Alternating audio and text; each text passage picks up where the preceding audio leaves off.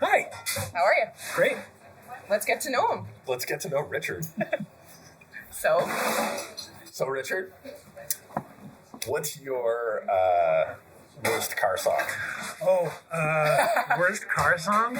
God, I've got some really bad car songs.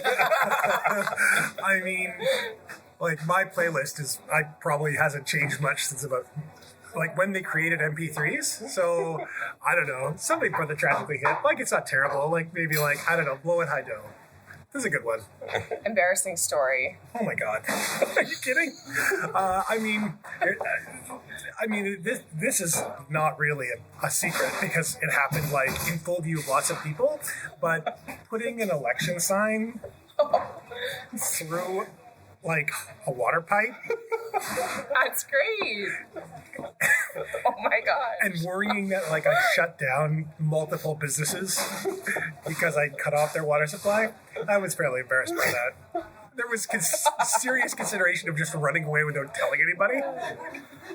But I did own up to it to a junior staffer from a Tim Hortons and then ran away. Great. Very nice.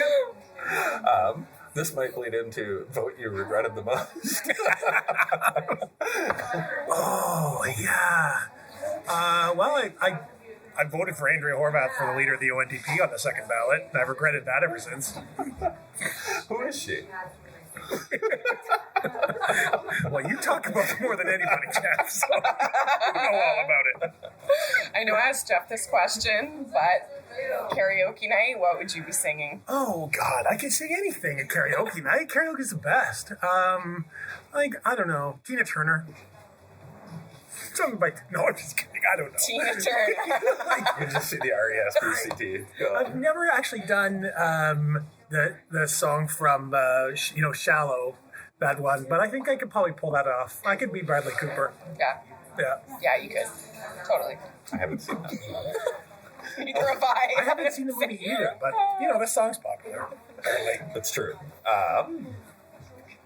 Tell us about some of your political heroes. Oh, political heroes. A lot of my political, so I knew Jack Layton pretty, I spent a good amount of time with him. So absolutely a political hero.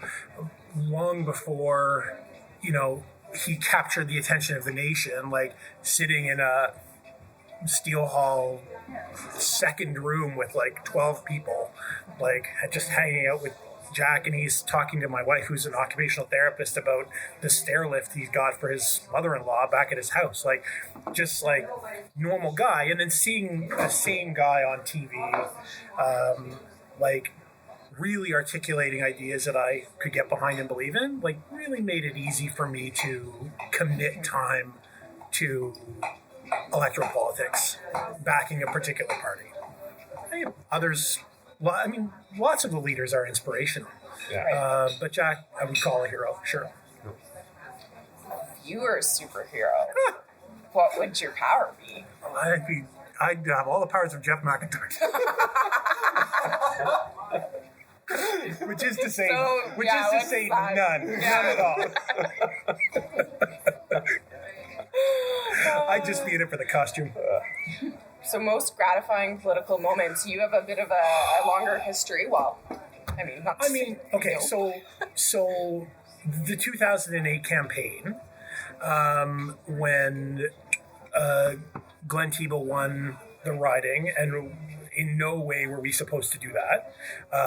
The polling wasn't on the ground because Northern Ontario wasn't the priority region that it was for the party that it was after that. Right. This riding had elected Liberals in its entire history until that point in general elections. So it was people kept trying to tell me, you don't really have a shot, you don't really have a shot, you don't really have a shot. And then a couple of days out, it started to look like we might have a shot, but you still don't want to believe it until, the votes coming in. Carol Mulligan's calling me on the phone at 8 at night, an hour before the polls closing, we need a quote from your campaign or you're not going to be run tomorrow. And I'm I can't give you a quote, Carol. There's no way. But also, I'm taking this person to the polls right now. I'll get back to you. Yeah. And we won. So that was a massive, you can't replace that high. It was amazing. Yeah. I have one. So I know you kind of talked about Jacqueline, inspiration, but who's someone you admire, maybe perhaps not so much in politics, but just in general? Just out there in the world? Yeah, Oh, in the God. world. I mean, I don't know. My dad, I guess, level-headed guy and good person to try to emulate. Like, I don't know. I try to take my cue from all kinds of different people.